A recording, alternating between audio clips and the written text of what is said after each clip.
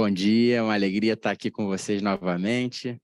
Eu sou Tiago Constâncio, do MedPortal, e pelo 6º ano estamos aqui com o nosso parceiro, ANAP, para discutir um tema do momento, um tema relevante que toca a todos nós, em alguma medida, na nossa prática.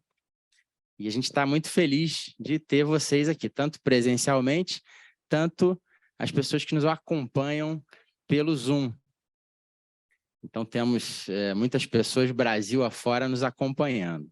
E o tema da nossa discussão hoje, do nosso momento, é sustentabilidade, educação e saúde, ações de impacto, ações de relevância e impacto. O que a gente tem a compartilhar e a aprender? É importante dizer que eu não sou especialista em sustentabilidade, mas sou especialista em aprender. Imagino que a maioria de nós aqui também se coloca nesse perfil. E, ao me preparar aqui para esse evento, eu aprendi muito. E aprendi 3 coisas muito importantes que eu quero destacar e que a gente vai conversar hoje ao longo dessa manhã com pessoas ilustres, convidados muito especiais que a gente vai apresentar daqui a pouquinho. A primeira é que sustentabilidade é, sim, para o setor de saúde.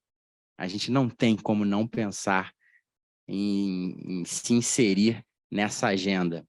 A gente precisa discutir, sim. A segunda é que educação é um pilar desse desenvolvimento. Não tem como a gente disseminar as ideias que a gente tem para disseminar mudança de cultura sem educação. Então, educação é um pilar disso tudo.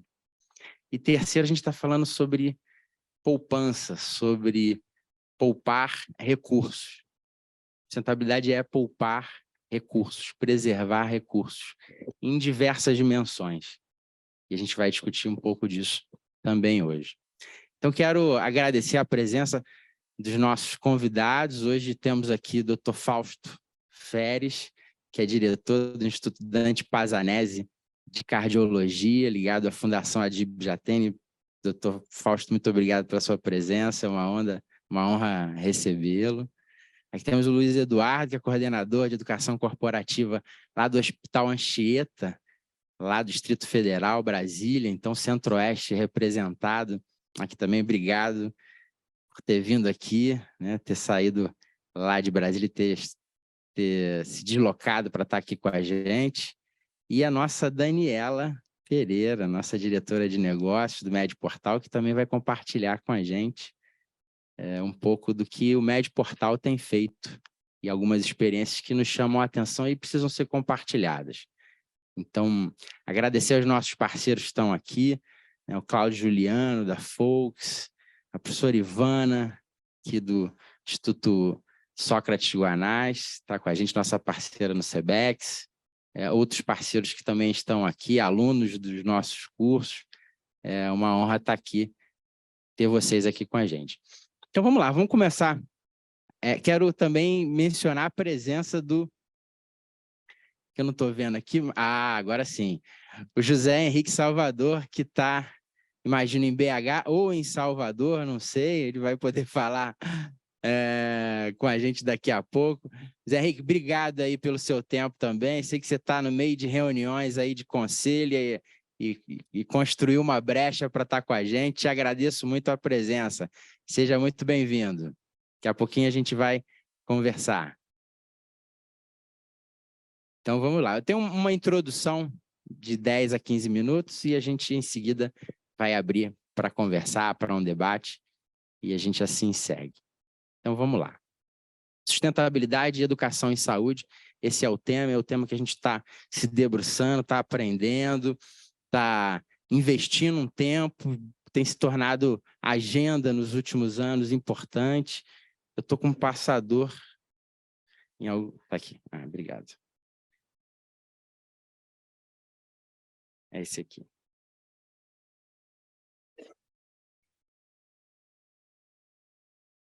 Aqui, os nossos convidados que eu mencionei para esse café da manhã.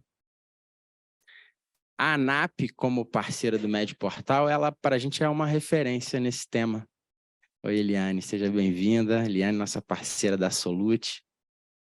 E a gente tem visto, desde a fundação da ANAP, tópicos de sustentabilidade serem discutidos.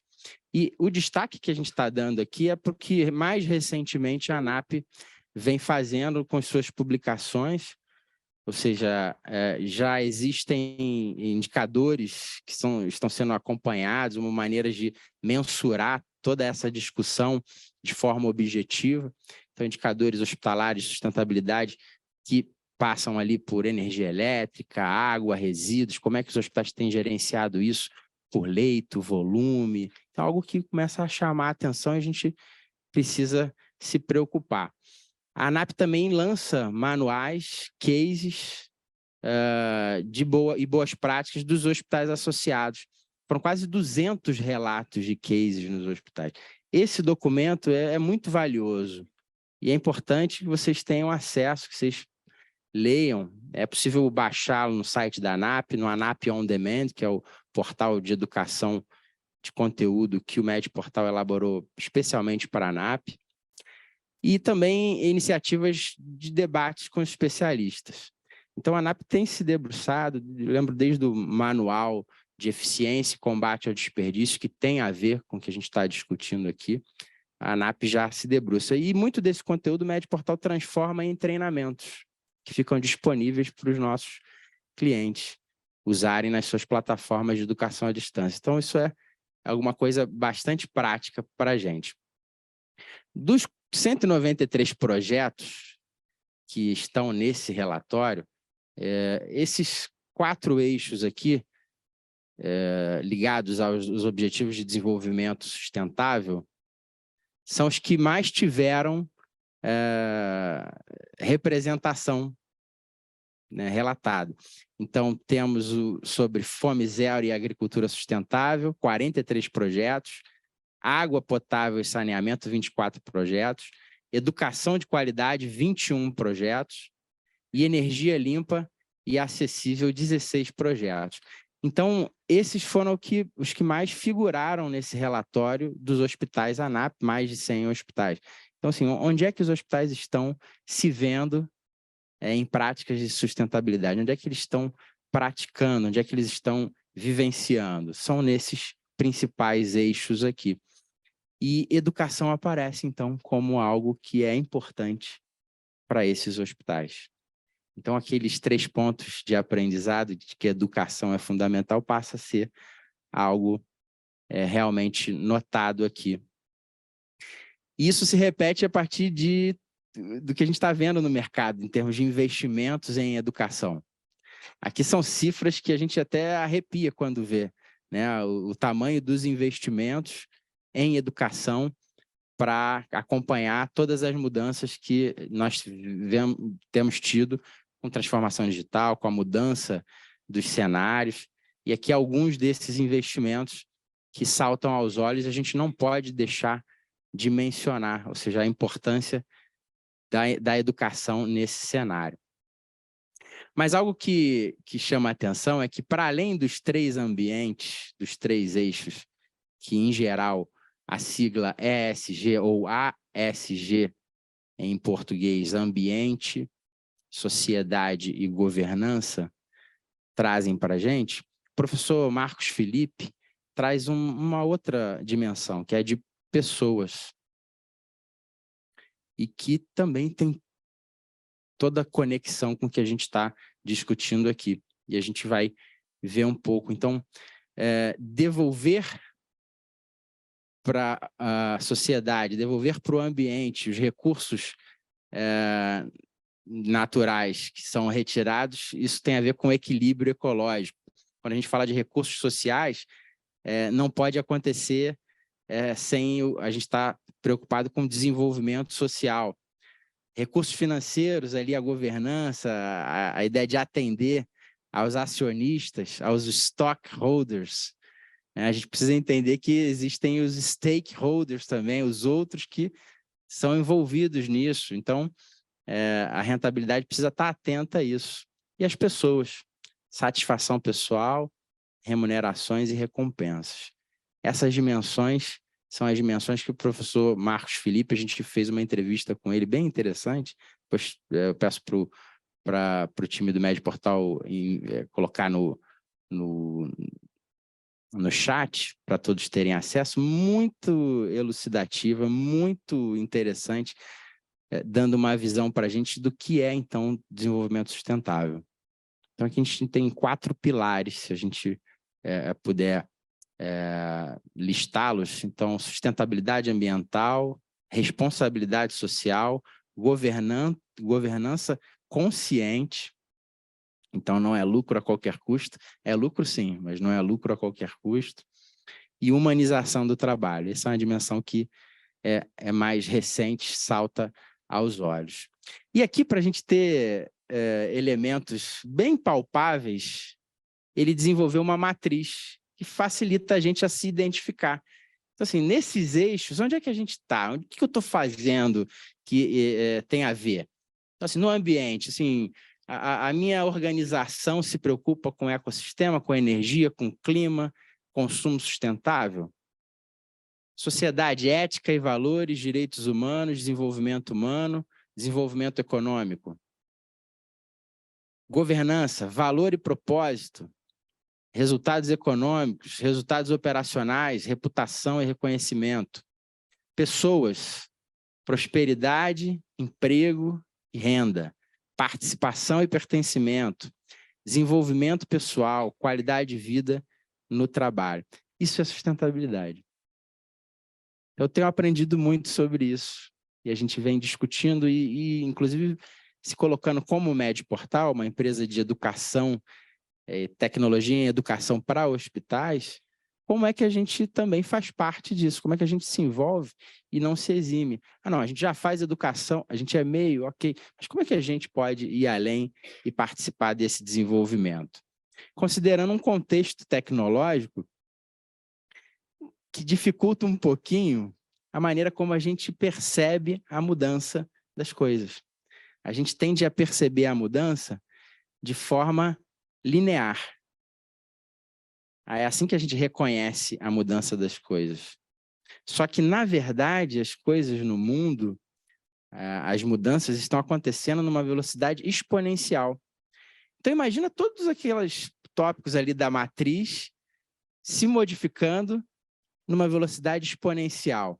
E a gente não percebendo isso, a gente achando que estamos numa velocidade linear. Isso é um fator que dificulta um pouco mais. E aí, ter consciência, ter visibilidade do que está acontecendo se torna mais importante, ou seja, educação mais ainda. E aí a gente está fazendo a nossa parte. A gente tem investido na formação de líderes. Aqui um dos programas que a gente lançou esse ano, Certificação Internacional de Liderança em Saúde, um curso de Duke. Duke é um dos 3 melhores programas ou mais bem avaliados programas de educação executiva do mundo nos últimos 20 anos. Então, a gente trouxe a primeira turma para o Brasil.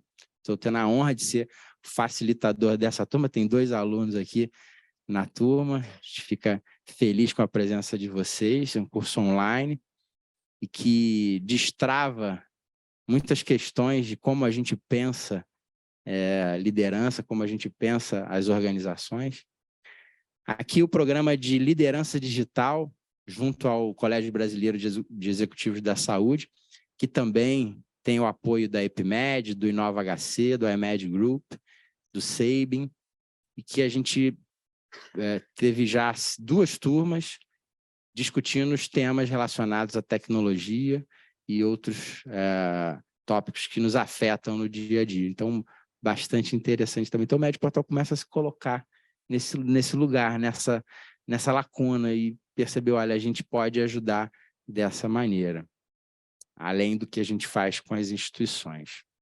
Por fim, para a gente ir para a parte mais interessante aqui, que é ouvir os nossos convidados, você que está acompanhando a gente aí online ou aqui, você pode acessar gratuitamente uma trilha de conteúdos que tem a ver com o que a gente está discutindo aqui.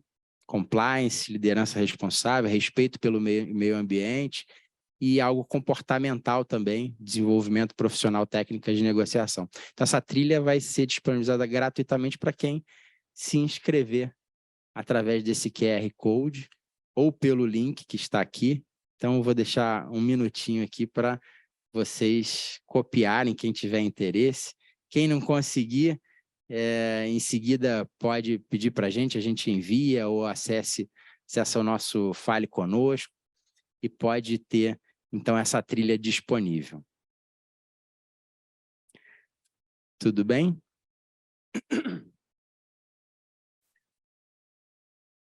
Bom, agora nós vamos para os comentários, para a participação dos nossos convidados.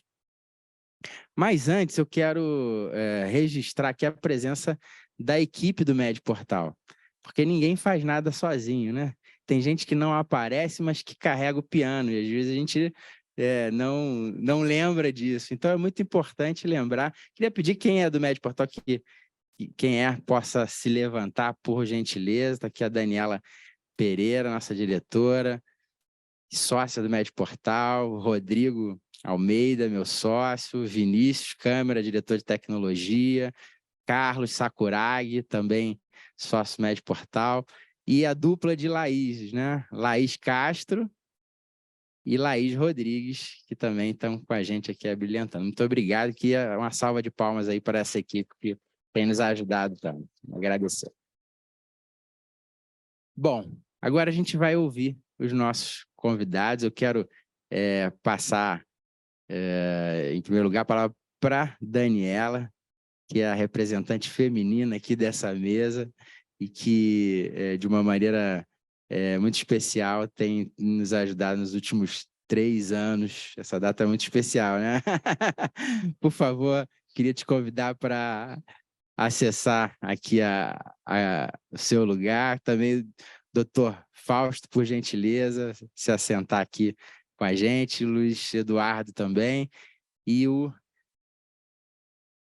nosso convidado online, José Henrique, também nos acompanhar aqui a partir desse momento. Então, eu passo a palavra primeiro para Daniela Pereira. Dani, queria te ouvir um pouco sobre a sua percepção desse tema e o que você registra aí para a gente de ações que têm impactado a vida de pessoas.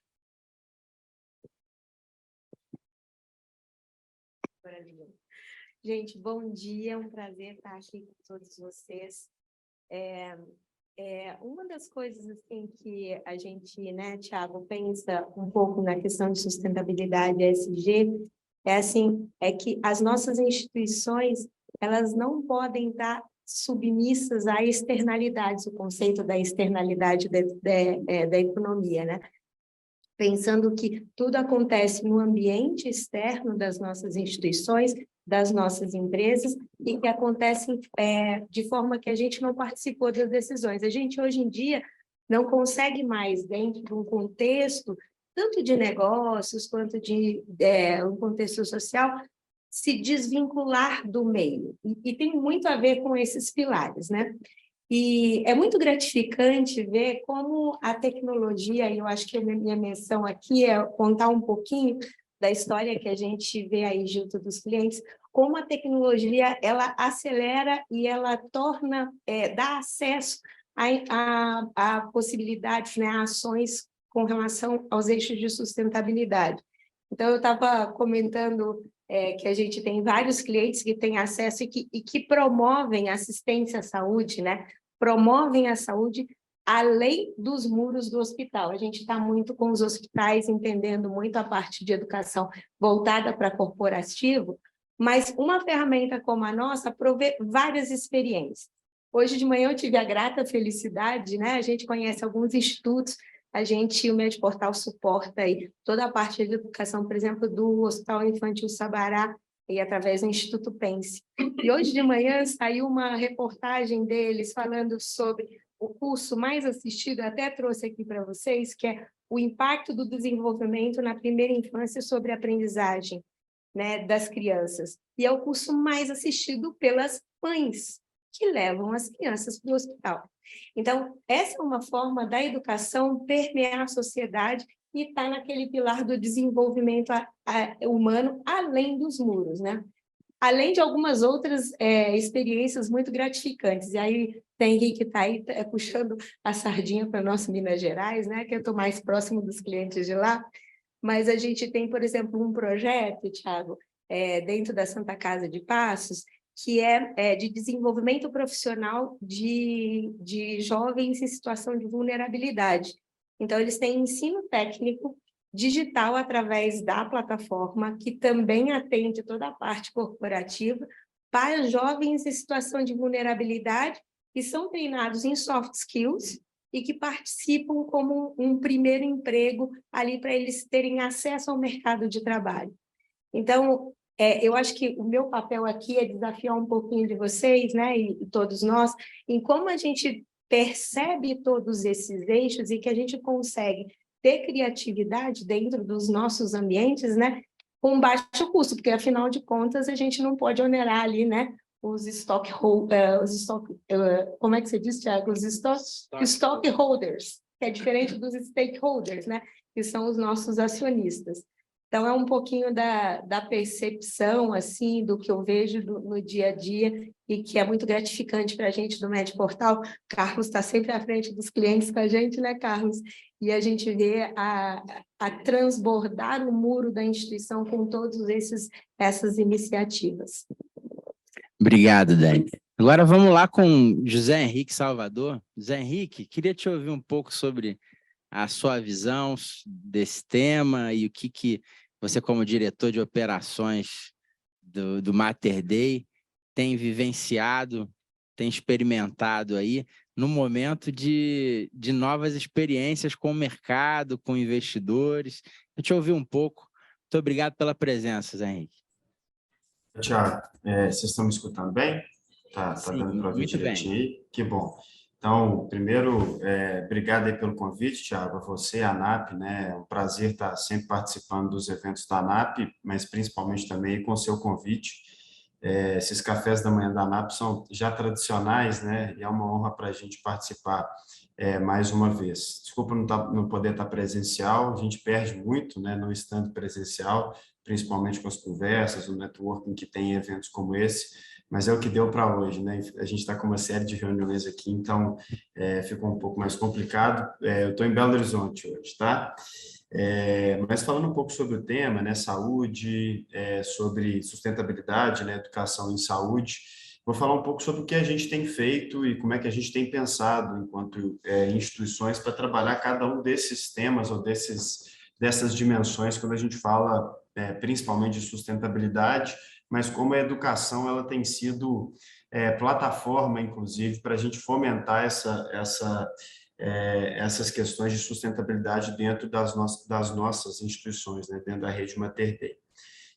Quando a gente fala de governança, né, nós hoje somos uma instituição que está no novo mercado, nós decidimos por fazer uma abertura de capital em 2021 para poder fomentar o nosso crescimento inorgânico, né? E hoje são 9 hospitais separados por diversas regiões do país e a gente tem feito uma jornada de integração dentre todas as unidades para que a gente consiga exatamente dar para elas, né, e dar para a rede Mater Dei aquele padrão que a gente conseguiu obter aqui na região metropolitana de Belo Horizonte, onde nós nascemos, né? A gente investiu muito em governança durante todos os anos, né, e 2 tipos principais de governança, né? A governança corporativa, aquela que sustenta a forma que o Mater Dei faz as coisas, né, a forma que o Mater Dei se relaciona com os diversos entes, a forma que as decisões são tomadas dentro da rede Mater Dei, sucessão, inclusive, né, é um tema que a gente sempre trabalhou de forma muito forte aqui na rede, mas também a governança clínica, né? Quando a gente fala de saúde, a gente não pode fugir desse tipo de governança ou dessa governança que é fundamental para o nosso setor. E aí, quando a gente fala de governança clínica, é principalmente da gente trabalhar de um dos temas mais relevantes ali do quadro PUEM, que a gente fala da qualidade intrínseca do que a gente entrega, da gente conseguir entregar valor para os nossos pacientes, a um custo, né, que seja um custo também cada vez mais adequado. E a gente tem trabalhado fortemente nisso também para poder fazer com que a rede Mater Dei, no sentido amplo da palavra de rede, ela seja cada vez mais forte em termos de governança. Algo também que nos é muito caro, e a gente também trata no âmbito da governança, é a experiência dos nossos pacientes. Hoje a gente tem um conceito muito forte aqui na rede, que é fazer com que o paciente, com que o familiar, ele seja partícipe do cuidado. E ele seja partícipe do cuidado, inclusive construindo junto com a gente a governança do cuidado que ele espera. A gente tem trabalhado cada vez mais forte, né, nisso dentro das nossas unidades já existentes e naquelas que foram adquiridas, né? Quando a gente fala de meio ambiente, é também uma preocupação muito forte do tanto que os equipamentos hospitalares, né, que hoje são a principal fonte aí de existência da rede, o tanto que esses equipamentos hospitalares eles podem prejudicar ou ajudar o meio ambiente. Então, a gente está falando da construção de prédios verdes, né? Todos os nossos prédios, os nossos equipamentos orgânicos, né, dos projetos Greenfield que foram construídos, eles vêm no conceito de prédios verdes, mas a gente começa a falar cada vez também mais, né, da escolha de fornecedores que falam de emissão de carbono, da gente trabalhar esses temas dentro das nossas instituições para que a gente possa também, no final do dia, ter prédios, equipamentos cada vez mais sustentáveis. A gente contratou recentemente uma consultoria da Ambipar, que tem nos ajudado a trabalhar na nossa matriz de materialidade, a trabalhar com a gente nessas frentes também, que incluem, né, as frentes de ESG, e também trabalhando nas questões de meio ambiente. E falando um pouquinho do social, a gente trabalha no social em algumas frentes, né? Então, o primeiro é do impacto que a gente gera para a comunidade, no sentido de apoiar a comunidade em diversos projetos que a gente pode desenvolver, né? Inclusive apoiando aquelas que estão no entorno. Mas uma outra frente que a gente trabalha muito fortemente, e nessa principalmente a educação é plataforma, é na forma que a gente impacta na vida dos 10 mil colaboradores que a gente tem hoje na Rede Mater Dei. Até recentemente eram 2.500, hoje já são 10 mil, e nas suas famílias, né? Se a gente for pensar que dos 10 mil colaboradores, cada um impacta a vida de 2 ou 3 pessoas, né, através da renda familiar, a gente está falando aí de um ambiente direto de impacto de pelo menos umas 30 mil pessoas dentro da rede. Então, a gente tem diversos projetos que a gente faz para esses nossos colaboradores e suas famílias para tentar também fomentar uma inclusão social mais forte dessas pessoas e fazer com que elas também possam se desenvolver através do trabalho. Algumas iniciativas que a gente tem trabalhando pela educação, né? A gente hoje tem um CFI, que é um Centro de Formação Institucional. Só aqui na região metropolitana de Belo Horizonte, a gente tem cerca de 200 técnicos de enfermagem que saíram das escolas de enfermagem e entram dentro desse CFI, Centro de Formação Institucional, para poder completar o seu curso, né, de técnico e depois serem empregados na Rede Mater Dei. Eles ficam mais ou menos 1 ano e meio dentro desse projeto, né, para já entrarem como técnicos mais bem formados.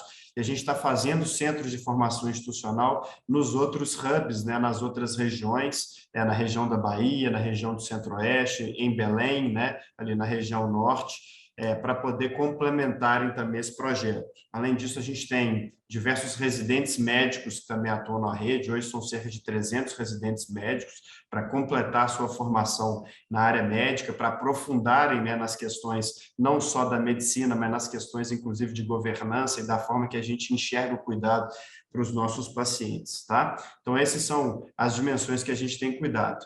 Fora essas, eu queria só citar outros 2 temas que também nos são muito caros, né, para essa introdução, depois a gente pode falar um pouco mais sobre isso.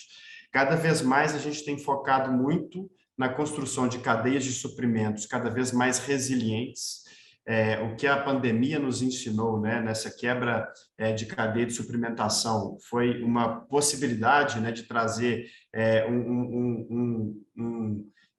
um impacto direto, né, na sustentabilidade dos hospitais, pensando na parte de suprimentos também. Então, a gente tem cada vez mais procurado fornecedores de longo prazo, parceiros, né, que possam nos ajudar a construir essa suprimentação de forma mais homogênea, né, e também mais sustentável, inclusive falando sobre a questão do custo-benefício dos insumos, né, e também no relacionamento que a gente tem construído com as operadoras de saúde. A gente tem evoluído muito rapidamente, né, no formato de modelos mais sustentáveis de relacionamento com as operadoras de saúde. Em maio do ano passado, a gente inaugurou, por exemplo, né, o Mater Dei de Salvador. 90% do hospital, ele já os modelos construídos já são modelos fora do fee-for-service, né, são modelos empacotados, sejam em bundle, sejam em outros formatos. E a gente acha que isso também, esse relacionamento com as fontes pagadoras que nos pagam, né, que são contratadas pelas empresas, que são no final das contas, as fontes pagadoras, esse relacionamento é muito importante, inclusive, para a gente impactar nessa sustentabilidade do setor. Então, Thiago, como abertura seria isso, né? Mas estou à disposição aqui para a gente poder discutir outros assuntos. Obrigado, Zé Henrique. Quantos pontos aí para a gente discutir, né? Já se prepara aí para a pergunta de assim, qual é o maior desafio, né? Como é difícil cuidar disso tudo, né? A gente vai vendo as matrizes que vão se colocando, principalmente quando chega uma ajuda externa, uma consultoria, então tem a matriz que a gente tem que olhar, que tem que cuidar, e são muitos desafios. Muito obrigado, José Henrique. E eu queria agora passar a palavra para o Luiz Eduardo. Luiz Eduardo tem o desafio aí de dentro da educação corporativa, de cuidar de desafios. A gente veio conversando, olha, Thiago, a gente está crescendo agora, tem profissionais novos para integrar, para primeiro selecionar, para integrar a instituição e, de uma maneira, preservar a cultura dessa instituição. Acho que o Anchieta está ligado ao grupo Cora Saúde e tem tido seus desafios também. Eduardo, obrigado pela presença. A palavra é sua. Obrigado, Thiago. Bom dia a todos. Trazendo um pouquinho do que o Thiago colocou, para a gente sempre foi um desafio atuar com a educação dentro das instituições hospitalares pela dinâmica dos hospitais, né? São setores que nunca param, trabalham 24 horas por dia, e você tirar essa equipe, esse time, para poder treinar, capacitar continuamente, é um desafio. E eu sei que é um desafio em todas as instituições. Então, pensando em sustentabilidade, pensando em efetividade de ações de treinamento, o MedPortal tem sido um grande apoio, um grande parceiro para a gente nesse aspecto. É muito bacana a gente ver eles mudarem um pouco, né, a estrutura de sustentabilidade, colocando mais um pilar que são as pessoas, e eu acho que olhar dessa forma é amadurecer muito mais dentro do tema, porque sem as pessoas tendo mudança de mindset, entendendo a real necessidade ali, os outros pilares não caminham também. Então, talvez com mais esse pilar agora aqui de pessoas, acredito que aquele cenário de manter sempre uma construção linear, talvez a gente consiga evoluir um pouco mais nisso, atacando esse tema aí que é muito importante, né? Em gestão de clima, em desenvolvimento, mudança de mindset. Então, dentro desse aspecto de sustentabilidade e trazendo muito hoje para a realidade de educação, faz muito sentido a gente abordar esse tema dentro das instituições para cada vez mais estimular os colaboradores a pensar de forma sustentável, não só em aspecto social, em aspecto financeiro, mas no aspecto mesmo de perenidade das instituições, né? São as pessoas que vão levar a empresa para o sucesso ou não. E aí a gente fala isso no aspecto de ensino mesmo. Quando nós falamos de uma instituição hospitalar, eu espero qualidade, eu espero compromisso, respeito, e tudo isso a gente só consegue abordar e trabalhar atuando de forma ativa com a educação. Então, são temáticas que a gente precisa inserir cada vez mais no nosso cotidiano, desenvolver os nossos colaboradores para isso. E hoje, pela manhã, a gente estava conversando muito sobre esses desafios. Quando nós vamos abrir mais leitos dentro de uma instituição, quando nós vamos expandir um negócio, a gente pensa sempre nos próximos colaboradores que virão integrar essa empresa. Alguns a gente já está trabalhando a cultura institucional, organizacional, ali há algum tempo, 1, 2, 3 anos dentro da empresa, e eles já estão mais habituados àquela realidade, mas e o novo colaborador que vem entrar? Como que a gente vai abordar isso? Como que a gente vai levar a nossa marca para eles? Como nós vamos fazer com que eles vejam sentido naquele objetivo, naquela missão da empresa. Então, a parte de educação ela é muito importante e ela também está muito atrelada à questão de sustentabilidade. Esse novo colaborador ele vai fazer total diferença dentro da instituição. Ele vai agregar o nosso time, vai levar a empresa aí, talvez para outro patamar. Então, abordar essas temáticas e estruturar processos que tragam isso com muita solidez é muito importante. Então, trazendo aí um pouquinho da nossa experiência, né? Por exemplo, com a MedPortal e como ela veio agregar nesse pilar que é a sustentabilidade dentro da empresa. Antes, alguns treinamentos, por exemplo, que a gente utilizava ali cerca de 15, 20 dias, hoje a gente consegue reduzir prazos, hoje a gente consegue abranger maiores grupos, tá certo? Que é um desafio colocar as pessoas nesse novo formato digital, e eu acho que a pandemia trouxe isso de forma muito forte, né? Adiantou muito o processo. Nós tínhamos a intenção de implementar um projeto desse dentro da instituição há muito tempo, e com a pandemia isso acelerou ainda mais, a gente conseguiu dar mais foco e até ganhar mais força para esse mundo digital, para os treinamentos EAD, por exemplo. E a partir da implementação, nós estamos caminhando aí para 3 anos de parceria já, então a gente vê a evolução que vem tendo, como as pessoas vêm vendo isso de uma forma geral, né? E como isso tem trazido bons frutos para a gente, não só no aspecto ambiental, mas no aspecto de desenvolvimento mesmo. As pessoas terem mais contato com o meio digital, se desenvolverem nesse aspecto, a questão mesmo ambiental, a gente antigamente utilizava muito recurso físico, né? Muita impressão para fazer uma validação de um treinamento, por exemplo, e tudo a gente consegue fazer hoje dentro do meio digital. Então, isso traz aí um grande crescimento, um grande salto nesses aspectos, e trabalhar a gestão de pessoas com desenvolvimento pessoal e profissional dentro desse meio digital hoje, ele traz esse ponto muito positivo da sustentabilidade. Então, esse é um ponto que hoje a gente trabalha muito forte dentro do Hospital Anchieta, e enquanto o Cora Saúde, com os 17 hospitais que hoje compõem a rede, o objetivo é expandir para todas essas unidades esse projeto e tornar aí cada vez mais sustentável. Então, hoje a gente trabalha bastante focado nisso. Eu até brinquei hoje mais cedo que tudo que surge de demanda, a gente pensa, cabe dentro do plataforma EAD, a gente consegue levar porque a gente poupa tempo, que também é sustentável, a gente poupa pessoas, né, recurso humano, que também é falar de sustentabilidade, e a gente poupa recurso físico, né, que também está atrelado ao mesmo tema. Então, eu acho que é uma temática muito importante realmente para a gente trazer para a nossa realidade hospitalar, para a nossa realidade da saúde, porque cada vez mais o sucesso dos negócios está atrelado a isso. É um pouquinho introdutório. Obrigado, Luiz Eduardo. Bom ouvir quem está no dia a dia na ponta falar que a gente tem visões complementares, né? Da operação de uma rede, uma visão da alta gestão de uma outra rede, e agora a gente também vai conhecer um pouco da visão do Instituto Dante Pazanese, está ligado à Fundação Adib Jatene, Dr. Fausto, uma instituição que é um patrimônio nacional, né? Mais do que patrimônio do Estado de São Paulo, a gente olha como patrimônio nacional e uma instituição de especialidade de cardiologia. Então, doutor Fausto, obrigado aí pela sua presença e gostaria de te ouvir, só tocar embaixo. Conhecer a sua visão e da instituição, e já deixo um abraço à superintendência, ao Dr. Roberto, presidente da Fundação, e agradecer a sua presença aqui mais uma vez. Muito obrigado, Tiago. É com enorme prazer e também alegria que eu posso participar de um fórum como esse. Vindo na sede da ANAP, sendo um hospital público, genuinamente público, da administração direta da Secretaria da Saúde, não deixa de ser um grande privilégio, grande privilégio. Eu estive no congresso da ANAP no final do ano e eu fiquei assistindo as palestras e eu sonhava ali, eu gosto de ficar pensando, eu podia ter um assento lá para eu dar uma visão dentro dessa elite hospitalar do país. Elite que cuida de 20% a 25% da população.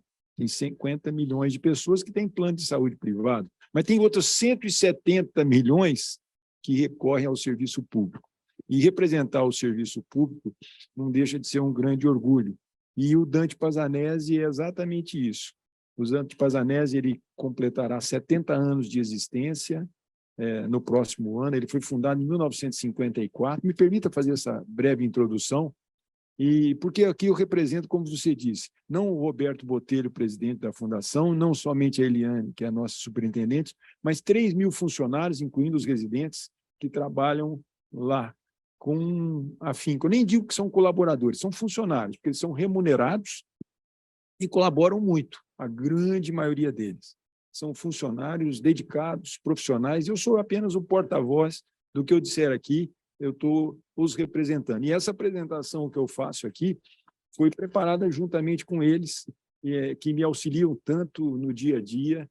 Eu tenho uma posição que apenas os represento. Isso é o primeiro detalhe quando se fala em governança. O que você dividir com todos as ideias e aproveitar a criatividade, como a Daniela sempre disse aqui, de todos, para que o hospital possa andar de uma maneira bem clara. Eu dizia que o Dante Pazzanese foi fundado em 1954 como uma instituição pública.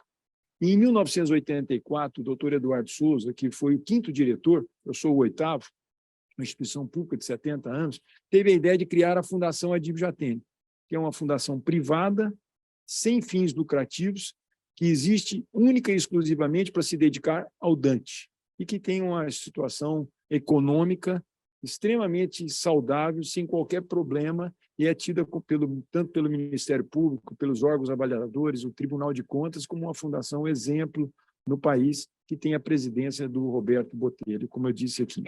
O Dante Pazzanese, se eu vou passar aqui, só para a gente poder ver as fotos, não tem nenhuma letra, mas é fotos apenas. Ele está situado ali próximo ao Ibirapuera, com 60.000 metros quadrados, e desde que eu assumi a diretoria, há 5 anos e 3 meses, eu sempre pensei na palavra sustentabilidade. Sustentabilidade, quando se fala na indústria, tem o mesmo peso. Até agora há pouco, a Laís estava me fazendo uma entrevista e perguntava qual é a diferença dos outros segmentos. A indústria tem, a agricultura tem sustentabilidade, mas só um segmento tem um diferencial, é o hospital, porque ele tem pacientes, tem vidas humanas, e tudo tem que ser dirigido para o paciente.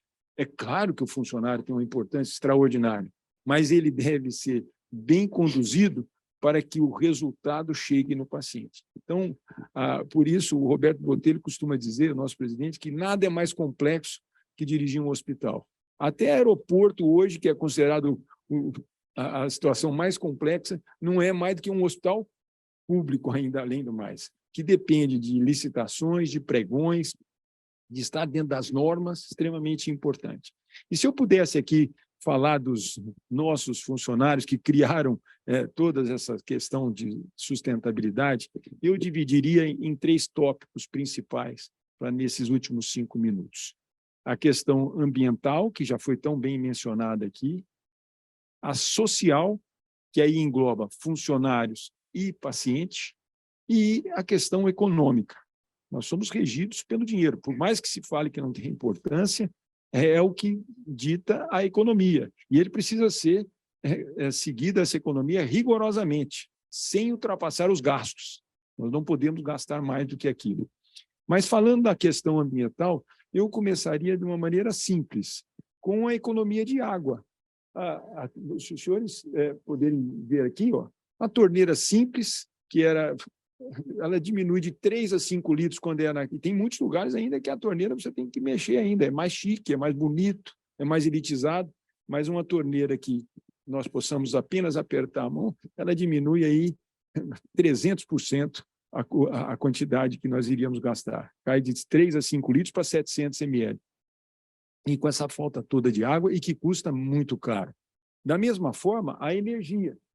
As lâmpadas, todas trocadas com lâmpadas LED, mantém o ambiente mais aprazível, não há dúvida disso, e proporciona uma economia, não só com isso, mas com os descartes. Vejam, ele destina cerca de 6.175 lâmpadas que deixaram de ser descartadas incorretamente. Nós estamos contribuindo para o ambiente, e isso gera um certificado, não tem dúvida. Da mesma forma, a coleta de resíduos sólidos, e as pessoas têm que ser acostumadas, porque isso proporciona uma organização dentro da instituição, a divisão exata quanto isso, dentro de um hospital público. Eu detesto aquele termo, olha, isso aqui está tão bonito, nem parece público. Não pode ser desse jeito. Esse comentário, para mim, é deletério. Deletério. Quando vai faz, não parece público. Não, tem que ser igual. Trata a maioria da população brasileira. 170 milhões que não têm acesso ao plano de saúde privado, e que tão caro, e muito caro. Por isso, nós precisamos muito bem, aqui, como foi mencionado pelo Zé Henrique, da medicina de valor. Acaba com esse negócio de medicina por serviço, porque isso gera corrupção e procedimentos desnecessários. Isso é importante. Observem os resíduos reciclados em 2022. São 4 toneladas por mês, no último mês, 4 toneladas por mês. E isso diferenciado e reciclado da melhor forma. Da mesma questão, a questão do cigarro. Vocês pensam que não, mas existe 15% dos nossos funcionários que trabalham no hospital de cardiologia são tabagistas, como é a população normal. Isso por estudo de uma medicina do trabalho bem feita, bem elaborada, que se dedica ao funcionário monitorando os fatores de risco. 15% deles, eles saem para fumar. Observe o número de bituqueiras. Nós temos as bituqueiras e, às vezes, eles deixam até lá, mas observem, são mais de 3.000 bitucas por mês. São os fumantes que vão até lá fora, na rua, para fumar. E isso representa uma melhora do ambiente do que nós vemos aqueles... Não tem nada pior do que aquilo. O cigarro já é ruim, agora as bitucas no chão, ainda pior ainda. E aí vem a criatividade. Medida simples. No dia do funcionário público do último ano, um funcionário me deu uma ideia. Nós consumimos 2 milhões de copos descartáveis, que isso demora 200 anos para ser degradado no universo. Vamos fazer um copo com Dante Pazzanese, dando essa informação, e 2 milhões de copos é muito a copa, além do dinheiro, do problema para o ambiente. Depósito de pilhas e baterias. Observem, fotos simples, ideias simples, mas criativas. Toda ideia simples, ela é muito melhor do que a ideia complexa, e vem junto com a criatividade. E isso é a quantidade de baterias coletadas em 2022. Vocês podem ver aí o número em termos de quilos, é exorbitante esses números. E aqui uma outra criatividade, nós temos uma grande área de jardim, as folhas ficam secas no chão, e aquilo às vezes ficava desaproveitado. Nós coletamos 360 litros de aditivo e condicionador a cada 6 meses, são utilizados nos jardins internos. Isso torna o jardim mais bonito, mais belo. O verde, apesar de eu não gostar muito dessa cor, sem nenhum preconceito nenhum, mas observem bem, o verde fica muito mais lindo, as pessoas ficam mais alegres, e isso nós podemos ver. Além disso tudo, a segurança é importante. Nós não falamos de sustentabilidade sem falar em segurança. É o único hospital público do país, até que me provem em contrário, que tem uma testagem de vistoria do Corpo de Bombeiros. Investiu-se dinheiro, mais de 7 milhões, da Secretaria da Saúde do Estado, e conseguir a prevenção contra os incêndios. Da mesma forma, as enchentes. Nós nos preparamos sempre para esse mês. Águas de Março. Quem sabe da música é a linda voz da Bethânia. Águas de Março, que são terríveis, estão mais graves até que o próprio incêndio dentro de um hospital de uma cidade que cresceu desproporcionalmente com os riachos. Visualização por troca de banners físicos por banners digitais, como vocês podem ver. E, terminando aqui essa questão, o prontuário eletrônico. O médico e os funcionários, nós temos toda a área multiprofissional, tem um costume indesejável de se imprimir. Quando eu cheguei, se imprimia quase 1 milhão de folhas por mês.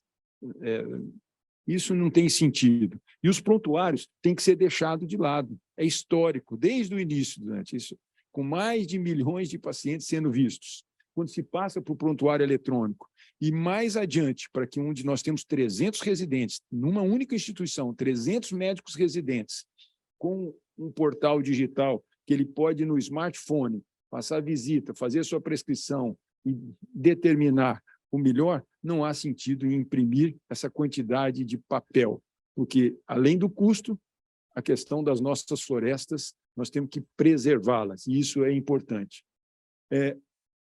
O segundo tópico, cuidado ao paciente extremo. E o funcionário, nós temos que ter uma ênfase no diálogo transparente. A transparência é tudo. Nós somos seres humanos e precisamos falar com o olho nos olhos, com o olho diretamente voltado para o funcionário. Por quê? Ele tem que ter confiança na governança a que ele está sendo imposto. E isso permite que nós possamos extrair dele o melhor para o paciente. O Dante Pazzanese, ele provoca uma sensação de pertencimento nas pessoas que lá trabalham. Esse é o papel de uma grande liderança. Você fazer com que o funcionário pertença.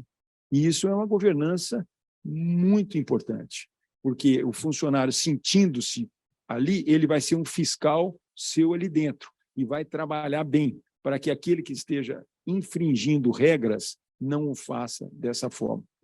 Veja, nós trabalhamos numa comunidade de 3 mil pessoas. É muito oportuno esse comentário. Nós não somos perfeitos, não há perfeição, mas nós sempre deveremos buscá-la. E de que forma nós o estimulamos? Com medicina do trabalho. Está achando quantos são diabéticos, quantos são obesos? Nós temos 20% de obesos, estimulando a educação física, a atividade física, a dieta, proporcionando melhor qualidade para ele, porque isso refletirá no paciente. Por fim, a questão econômica que eu mencionei aqui e é extremamente importante. Análise de custos, os custos têm que ser baixos, uma boa relação com os fornecedores, confiável, eles devem ser bem tratados, porque eles que fornecem e nos socorrem nas situações emergentes. Nós estamos passando por uma falta de insumos grandes com a crise da China, nós temos dificuldade de um hospital que faz aí 2.000 cirurgias cardíacas por ano, que faz 11.000 procedimentos de cateterismo, que faz 500.000 consultas e exames complementares, ele precisa de muitos insumos e medicamentos. E essa relação com os fornecedores é extremamente importante e que nós possamos sempre cumprir com as nossas obrigações, sem atraso nos pagamentos, mas mantendo um fluxo de caixa. Eu costumo dizer, e sempre aprendi isso, embora seja um médico cardiologista com as noções econômicas, que você quebra a falência, não vem por dívida, ela vem mais por falta do fluxo de caixa, para cumprir as suas obrigações. Se você tem dívida, não é bom ter dívida, mas você pode alongá-la a taxas baixas, o que não é fácil, mas o mais importante é manter esse fluxo de caixa. Em suma, Tiago, acho que eu passei um pouquinho dos meus 10 minutos, falei até demais, não me deixa, me dá o microfone não, porque senão eu falo muito, mas é importante fazer essa manifestação aqui, diante de uma plateia seleta, de debatedores tão conceituados e que conhecem tanto, e como eu te disse quando eu cheguei aqui, na verdade é um aprendizado poder estar aqui. Muito obrigado, viu? Doutor Fausto, inspiradora a sua fala, que bacana ver, né? Quantos exemplos práticos aí sendo feitos aqui do lado, e às vezes a gente desconhece, então isso inspira. Então, uma coisa que a gente aprende é que a sombra do líder vai influenciando as pessoas, a sua sombra certamente influencia muito positivamente os 3.000 que lá estão e os outros milhares que estão por aqui também. Parabéns, obrigado. E para a gente é motivo de orgulho apoiá-los lá com a parte de educação. Então, assim como alguns hospitais do Mater Dei, a Anchieta também, os do Cora Saúde, a gente fica muito feliz de fazer parte disso. Agora a gente vai voltar lá para BH. Vamos voltar lá para o José Henrique, porque você levantou um monte de bola aí, José Henrique, parece que é tudo muito fácil, né, de fazer. Mas imagino que sejam muitos os desafios do dia a dia aí na operação. Por outro lado, é uma questão de sobrevivência, não é isso? Certamente, Thiago. É isso mesmo, né? Esses temas todos, eles estão imbricados, né? Eles estão próximos um do outro e um sustenta o outro nesse sentido, né? Quando a gente fala, por exemplo, da sustentabilidade da cadeia da saúde, que eu acho que é um tema que há anos isso está em voga, né? Sempre é falado sobre as questões de relacionamento entre operadoras e hospitais, né? Sempre é falado sobre às vezes um puxando a corda para um lado, outro puxando a corda por outro. Acho que o que pouco se discute são os fundamentos por trás dessas temáticas, ou o que fazem esses relacionamentos serem, no final das contas, eficientes ou serem de valor, né? E isso demanda, por exemplo, da construção da governança clínica, que a gente citou aqui no início, né? Se a gente quer fazer modelos que os hospitais tenham a condição de assumir um maior risco sobre o viés financeiro, né? De um determinado relacionamento com a operadora, antes você tem que construir uma governança clínica tal que você tenha todos os seus entes dentro de determinados protocolos de medicina baseada em evidência, você tenha as pessoas entendendo, né, o mesmo formato desse relacionamento. Da mesma forma, você precisa de pensar na sua governança corporativa para construir um modelo, né, interno nas instituições que seja um modelo eficiente, que você tenha controle de custos, que você não tenha desperdícios, né, que você respeite também as questões relacionadas a desperdício, para você não ter que empurrar para frente sempre o ônus, né, da sua falta de gestão para um ente, entendeu? Então, sem sombra de dúvidas, essa construção conjunta ela é super relevante. E aí que entra a educação, né? Eu vi que está nos acompanhando aqui a Flaviane Muniz, que ela é da nossa educação corporativa e trabalha com a gente há anos nesse mesmo sentido, né? De mostrar para o nosso colaborador, para que ele está junto com a gente nessa batalha todos os dias, que ele precisa de prestar um melhor atendimento, mas ele precisa também ser eficiente. Ele precisa de ter na cabeça, os nossos líderes, os nossos colaboradores, conceitos, por exemplo, como aqueles que a gente criou há anos aqui, que é o do compartilhamento, né? Hospitais, instituições hospitalares como as nossas, como o Dante, por exemplo, né? São como o Anchieta, são instituições que têm uma certa variabilidade entre setores, né? Um dia a UTI está mais cheia, outro dia a UTI pediátrica está mais cheia, um dia a unidade de internação está mais vazia. Então, cabe à educação corporativa da instituição pensar nesses modelos. Como é que um colaborador ele pode transitar entre as áreas? Como é que ele pode ser formado em multitarefas, né, para ele poder não só servir a uma unidade específica, mas como é que ele pode ajudar a instituição a ser mais eficiente através disso.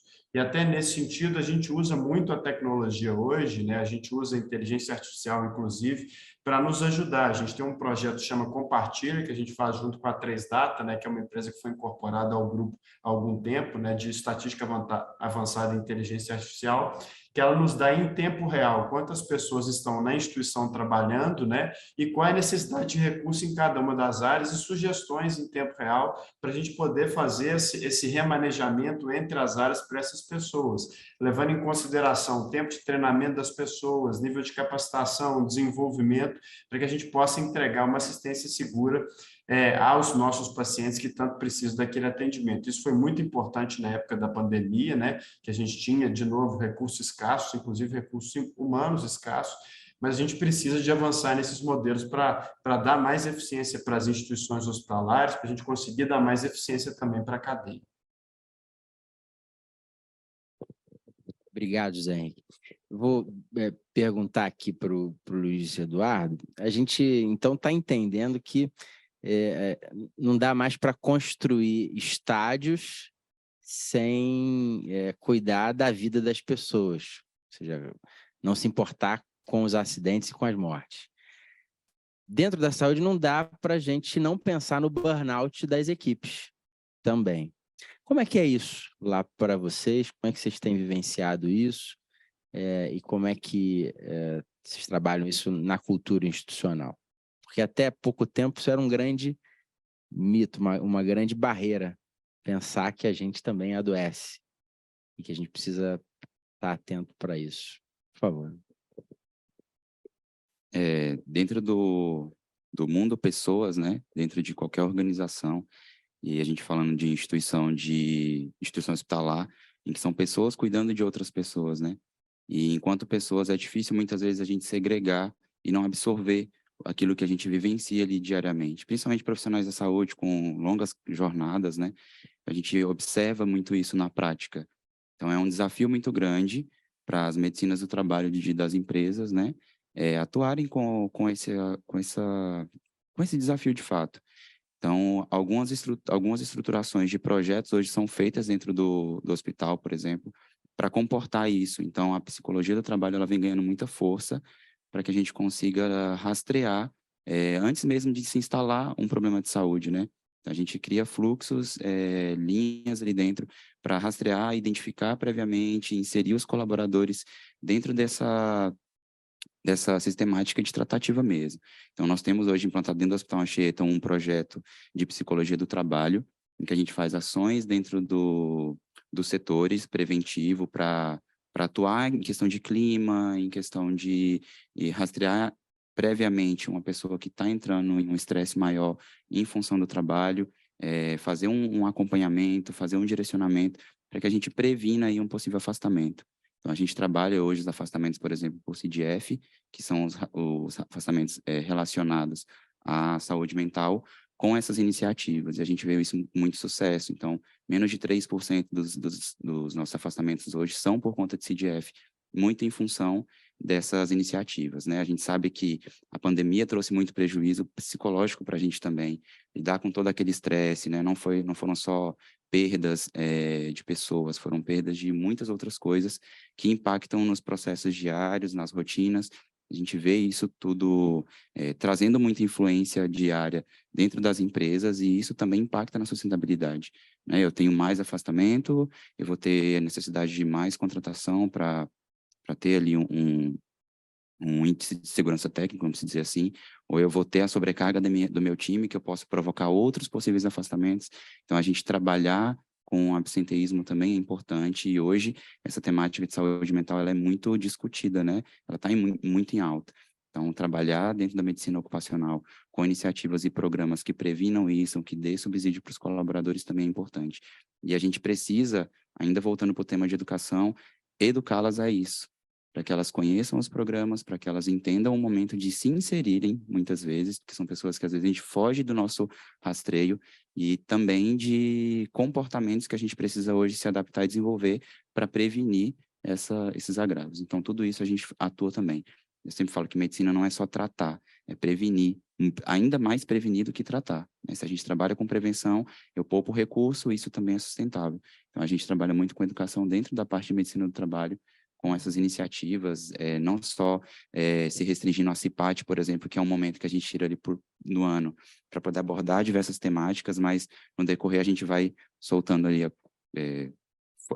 cartazes, informativos, algumas iniciativas que vão plantando ali na cabeça das pessoas essa necessidade de se perceber diferente dentro do ambiente de trabalho, né? Para que faça sentido de forma saudável e não de forma penosa, né? Para que isso impacte em retenção, isso impacta em produtividade, né? As pessoas mais felizes com um clima organizacional mais saudável, elas produzem muito mais e isso também está muito atrelado à sustentabilidade.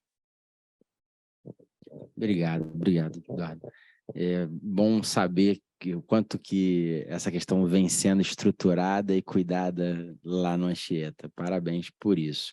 Dani, a gente acaba voltando para a cultura, né? Sempre pessoas, como transformar a instituição sem olhar para a cultura. É difícil. Como é que você vê isso e como é que você vê as instituições tocando nesse ponto? Será que as certificações ambientais ajudam também nisso? Sim, eu vejo isso de duas formas, né? As certificações ambientais, elas são muito relacionadas a métricas já pré-estabelecidas, em que as instituições elas se enquadram, e a partir dessas métricas, porque, na verdade, toda a estrutura de ESG é uma estratégia que tem que ser implementada. E como uma estratégia bem elaborada, né, o doutor Fausto trouxe aqui, ela é medida através das métricas. Quando a gente olha para o ambiente, as certificações ambientais, ela já tem um guia ou, de certa forma, consultorias que ajudam a fazer essa jornada, né, de conscientização para o tema ambiental. Mas a cultura, ela permeia mais, né? Ela amplia mais a visão dentro da instituição. Quando a gente fala de cultura, uma liderança inspiradora que está preocupada com as questões ambientais, ela desperta no corpo, né, o falar da instituição, a vontade de pensar diferente. Uma liderança que dá espaço para novas iniciativas, ela permite que essa cultura floresça e a cultura de sustentabilidade passa a permear a instituição. Então, eu entendo que a cultura, ela precisa ser estimulada e nada mais como a educação para entender e para estimular e para empoderar.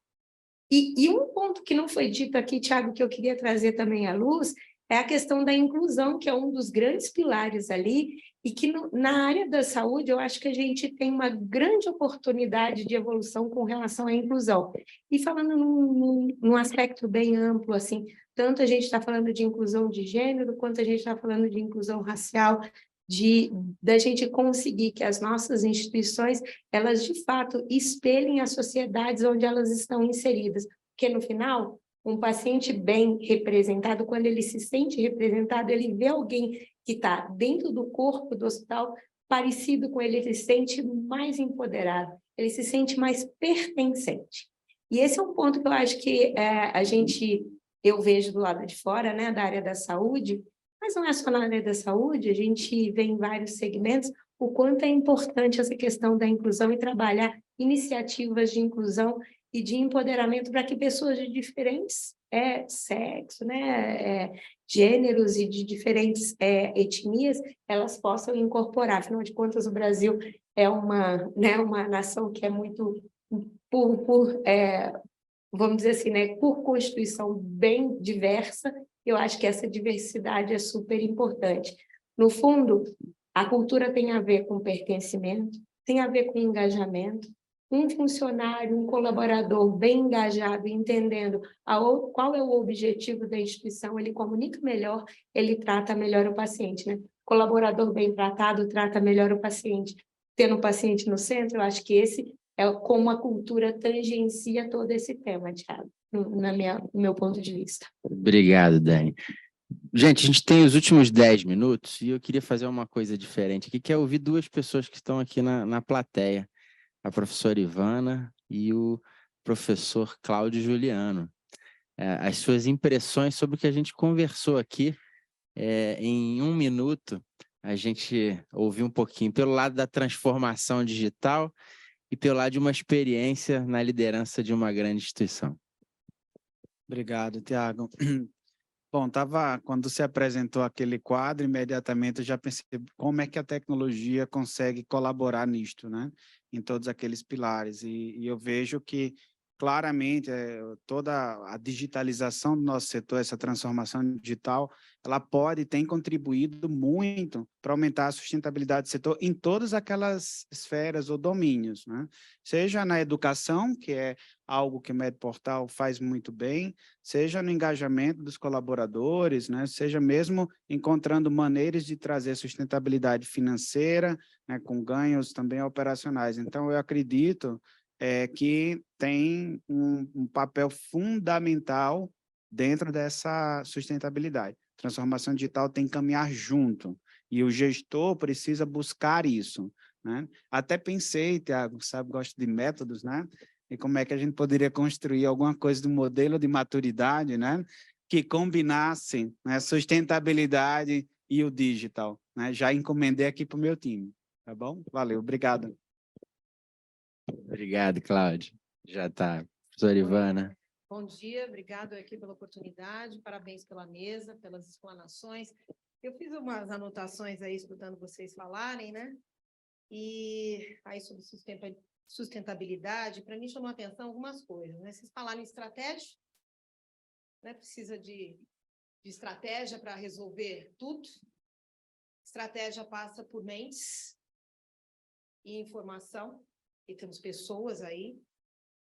Falaram de relacionamento enquanto times, grupos que trabalham especialmente na área de saúde, né? O Tiago já começou falando, não fazemos nada sozinhos, e o hospital realmente é uma empresa muito complexa, e porque também tem muita gente em diferentes situações, níveis socioeconômicos completamente diferentes, que é um grande desafio para a educação. Temos professores titulares e temos ali pessoas com nível socioeconômico possível, né? E dentro da realidade brasileira. Então, pensando ainda mais uma gota, temos a relação de que, neste meio, nós temos que fazer de tudo para trabalhar com as pessoas e não para as pessoas, que é alguma coisa em saúde muito desafiadora, pensando nesses desnivelamentos que enfrentamos e olhamos todos os dias. E aí aparece a educação como a grande ponta. A tecnologia aí empenhada pela mudança, especialmente com a pandemia, né, nós evoluímos, queiramos ou não, todo mundo evoluiu, todo mundo foi para o celular, até para ter com quem falar. Então, é alguma coisa que entrou para toda a sociedade humana. Então, eu entendo que, juntando essas coisas todas que nós falamos, a educação tomou um tamanho gigante, porque lá na ponta continua hands-on. Apesar de todas essas novidades, tem alguém que vai pensar, vai ligar a máquina, vai usar da estratégia, vai pensar numa estratégia, como o Cláudio estava falando, né? Ele estava tornando tecnológica a estratégia, mas alguém pensando. Então, a educação ela se salientou ainda como mais importante. Então, eu acho que os grandes desafios são a questão da linguagem, onde tantas pessoas diferentes entendem de forma diferente, e a linguagem técnica na área de saúde, ela é algo diário e cotidiano. Então, eu acho que a tecnologia vem a nos ajudar muito com a questão dos perfis, coisas simples, mas que nem sempre pensamos. As estratégias de desenvolver modelos que abarquem todos esses tipos de relações e times diferentes com diferentes objetivos. E a terceira coisa, e falando no econômico, na sustentabilidade econômica, né, é que essa é uma cultura e um pensamento, porque tem um investimento, sim, e eu queria escutar de vocês, chefes de hospitais, diretores, como é que vocês estão vendo o investimento, de fato, na tecnologia para a educação, porque a gente pensa muito na tecnologia que vai vender rapidinho, né? Nos exames, nos aparelhos, equipamentos, no front para as outras empresas. Quando você pensa em educação, parece, um discurso, mas ela vem lá na frente, ela permeia, né, uma água, né? Porque ela vai entrando em todo mundo. E é alguma coisa que tem um potencial gigante, mas não é fácil de botar no papel. A gente fala que... eu lidei muito com isso, né? Pensando que, usando um pouco de tecnologia, entendendo como conhecimento e ciência, entendendo que ter um monte de pessoas falando um monte de coisas não é produtivo.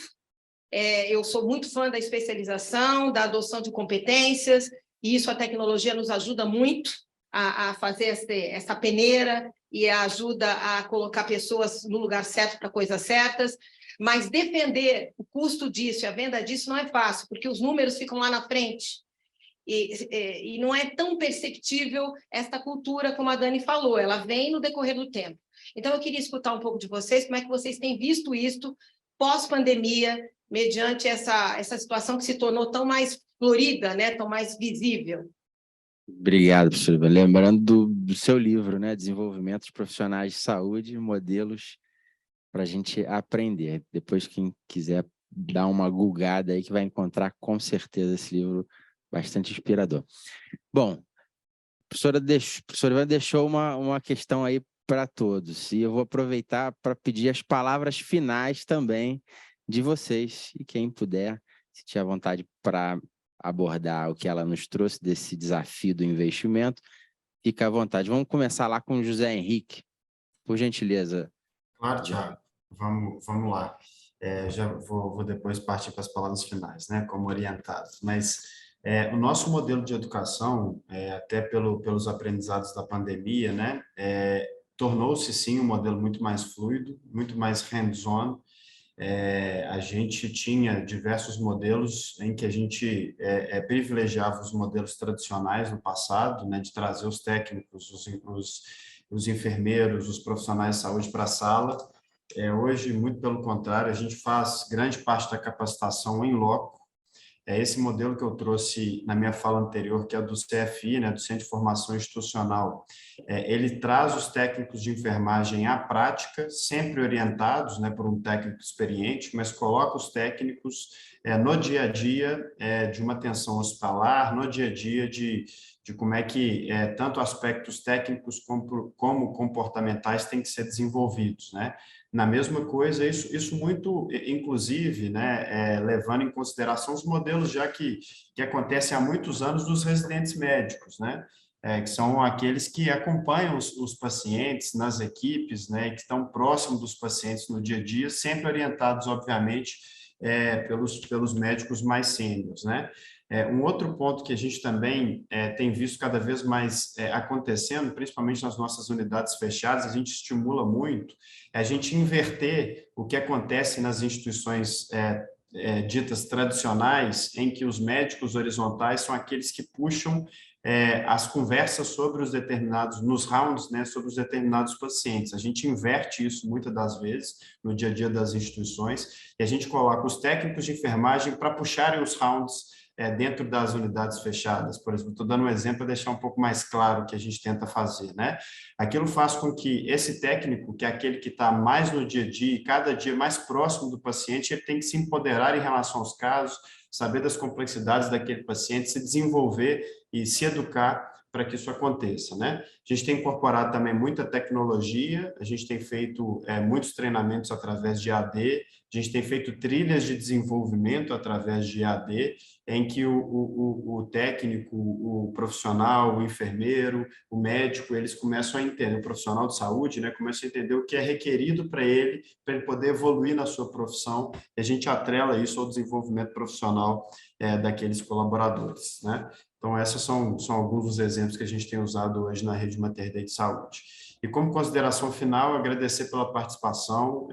Acho que esses debates são muito enriquecedores, a gente aprende muito, seja com os colegas, né, que falam, seja com as perguntas, acompanho algumas perguntas aqui no chat, né, e dizer que estou à disposição para as interações que forem necessárias aí no pós-evento, tá? Estamos sempre, a Rede Mater Dei, sempre de portas abertas para recebê-los e trocar informações, porque assim que a gente não só engrandece a Rede Mater Dei, né, através de novos conhecimentos, mas também, sem sombra de dúvidas, enriquece o nosso setor. Muito obrigado, viu, Thiago, pela oportunidade.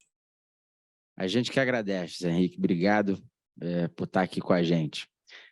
Doutor Fausto. Prometo que farei em 30 segundos, para compensar. Concordo plenamente com a doutora Ivana.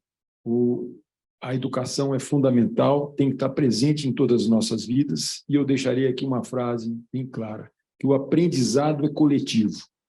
Não aprende apenas aqueles que ensinam, mas aqueles que estão sentados aprendendo. E a inovação é fundamental nessa área, seja à distância, seja presencial, com manequins, com simuladores, com residentes treinando, dentro da enfermagem, técnico da enfermagem, e educando, nós capilarizamos o conhecimento. Não há nada melhor do que em saúde capilarizar, porque quando você capilariza, você humaniza e ajuda aquele que está lá na ponta, bem distante, e que não tem todo o aparato tecnológico lá para ser utilizado, mas uma orientação e uma educação dessa forma permite que ele possa usufruir de todo o aprendizado que aquele profissional tem. Essa seria a mensagem final. Muito obrigado, doutor Fausto. Luiz Henrique, Luiz Eduardo, por favor. Bom, aproveitando, né, um pouco das palavras mesmo, acho que condiz total com a nossa realidade, né? Acho que a pandemia trouxe aí goela abaixo da gente mesmo a necessidade de entrar dentro desse mundo e aprender a lidar com ele. Então, para a gente também foi desafiador, dentro do ambiente hospitalar, fazer com que as pessoas aderissem a uma nova realidade, entendessem que aquela realidade não seria momentânea mais, que ela ficaria, né? até porque também traz benefícios. Então, é desafiador para a gente lidar com os diversos níveis dentro da instituição, isso foi muito bem colocado também. Nós temos diversos perfis de cargos, o hospital em si ele é um local muito técnico, então você precisa de pessoas técnicas, mas você também precisa de pessoas operacionais, e a linguagem de lidar com elas são completamente diferentes. Então, dentro da nossa realidade de treinamento, desenvolvimento, abordar a linguagem dos treinamentos, às vezes um mesmo tema ser gravado, quando a gente vai gravar para a plataforma, a gente grava 2, 3, para poder atender a linguagem específica, porque isso também diz muito sobre o objetivo da educação, né? Que é atingir um resultado. Então, eu preciso não só treinar, mas eu preciso garantir que o meu objetivo foi atingido. Então, a gente faz uma espécie de diagnóstico até antes de qualquer ação, para entender o perfil, se eu vou trabalhar a nível de conhecimento, habilidade ou atitude. Tudo isso a gente avalia também, porque o objetivo da ação de treinamento é treinar e fazer com que as pessoas entendam o objetivo daquilo dali e consigam colocar em prática, né? Então, é desafiador. Defender o tema educação também é muito desafiador, porque evidenciar resultados, às vezes eu não consigo garantir a eficácia no final do treinamento, eu só vou conseguir ela depois de 3 meses, 6 meses, dependendo da temática abordada. E aí, através de como que eu vou tangibilizar isso, como que eu vou levar isso, por exemplo, para a minha diretoria para justificar. Então, é um desafio mesmo, é um desafio diário para quem trabalha dentro da área de educação, em saúde, por exemplo, e é desafiador também fazer com que o profissional que entrou com o mínimo desejável para aquele cargo atinja, por exemplo, a excelência. Então, é esse gap aí a gente tem que trabalhar fazendo aquela analogia, né? Trocar o pneu do carro com ele em movimento dentro dos ambientes hospitalares. Então, é um desafio mesmo, é um desafio gostoso de se lidar, mas é muito desafiador, e dentro do ambiente de saúde, isso é um pouco mais acentuado. Então, é um tema muito importante, sim. Eu concordo bastante e acho que a gente precisa dar muito foco nisso, porque são as pessoas que vão levar a gente aí a atender melhores as outras pessoas que nos buscam e a trazer mais resultados para as instituições. Bom, é isso, e gostaria de agradecer a presença, né, poder compor essa mesa aqui, ao lado de pessoas incríveis mesmo, que conseguem compartilhar com a gente aí um pouco da sua vivência, do seu aprendizado. E agradecer vocês também que estão aqui contribuindo com essa temática. Obrigado, Luiz Eduardo. E Dani, últimas palavras. Eu acho que, para terminar aqui, eu acho que tem a ver também um pouquinho de diversidade, né? Como é que a provocação da Ivana tem a ver com a diversidade dentro da instituição, e a gente, no Med Portal, passa por um desafio da diversidade entre instituições. A gente atende tantas instituições já muito estruturadas e muito maduras nesse caminho educacional, como também as instituições que estão iniciando esse caminho. E a forma com que a gente faz, Ivana, para incluir né, quem está iniciando esse caminho de acessibilidade à educação é criar um pacote de conteúdos, né, e um pacote contínuo, né, alimentado de conteúdos, de forma que a gente faça um investimento que é colaborativo e que reverte para as instituições que estão no nosso ecossistema e que acelera os projetos. Então, é um pouco de como a gente transforma, né? O digital traz o acesso, dá acesso a mais pessoas, mas ele sozinho não resolve. Eu preciso ter conteúdo de qualidade. Então, a gente acelera as instituições na adoção, e depois as instituições vão, com a maturidade, criando seus próprios conteúdos, né, e tal. Então, um pouquinho da resposta do econômico e como a gente vive no nosso ecossistema esse desafio. Obrigada, gente. Obrigado. Bom, gente, chegamos ao final desse momento, mas a gente continua em contato aí daqui para frente. Agradecer ao público que nos acompanhou online, em especial o professor Marcos Felipe, que está aí online com a gente. Acessem o livro dele, ASG mais P. Ele discute sustentabilidade e inspirou essa discussão aqui bastante. Então, agradecer ao professor Marcos Felipe. Agradecer a vocês que estão aqui presentes. E para quem quiser conhecer mais sobre o Med Portal, a gente está à disposição.